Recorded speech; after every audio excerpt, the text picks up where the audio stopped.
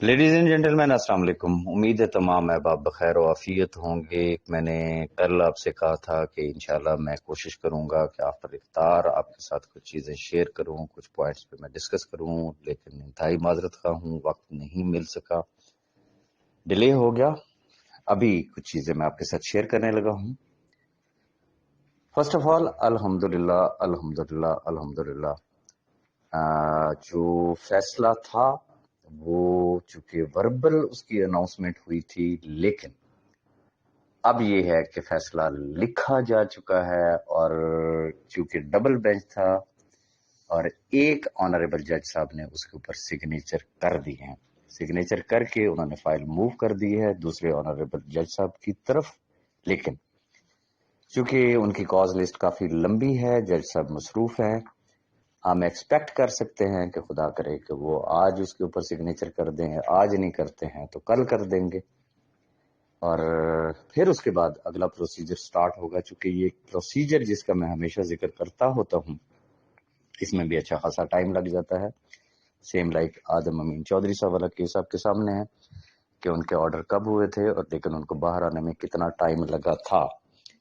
Legal team سے جو میری بات ہوئی ہے، انہوں نے کہا کہ جی بہت بھی اگر کوئی دیر سویر ہوئی تو سوموار کے لیے تو ہم نہیں کچھ کہہ سکتے، لیکن انشاءاللہ منگل اور اس کے بعد کسی بھی وقت انشاءاللہ سیف صاحب اڈیالہ جیل کی سلاخوں سے باہر اور ہمارے درمیان ہوں گے.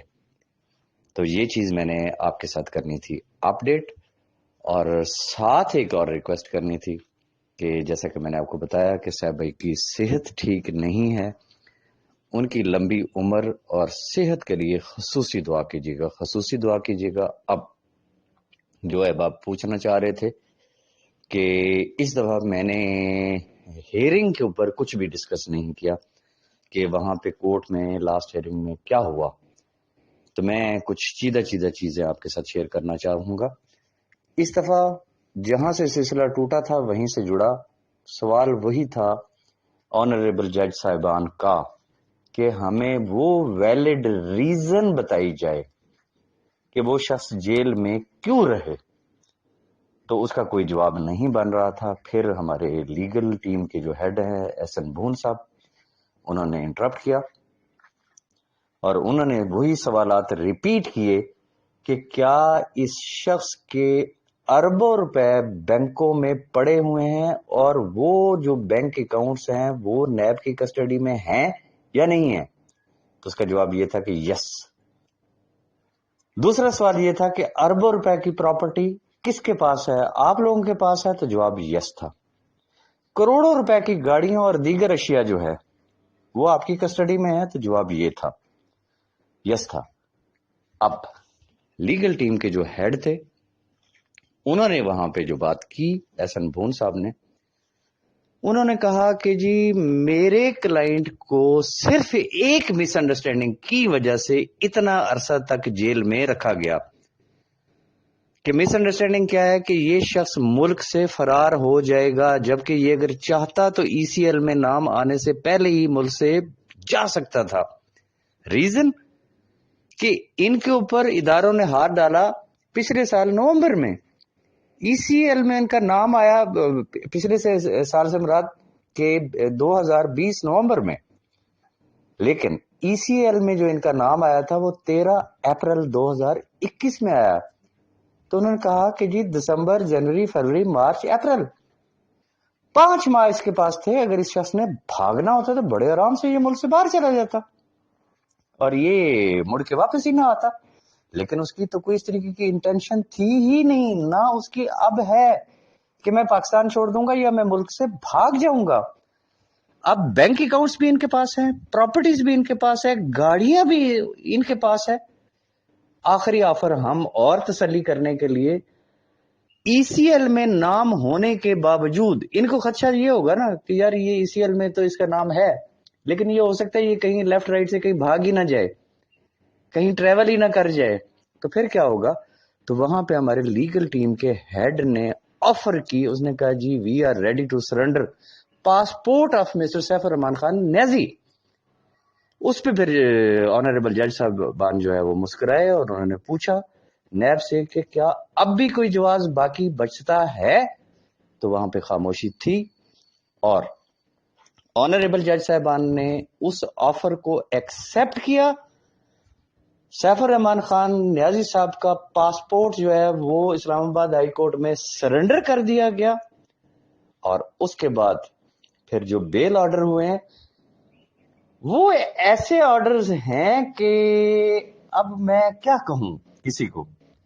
इंशाल्लाह अब कम से कम आप भी मानेंगे और वो जो है ना मैं ना मानू वाला ग्रुप वो भी मानेगा।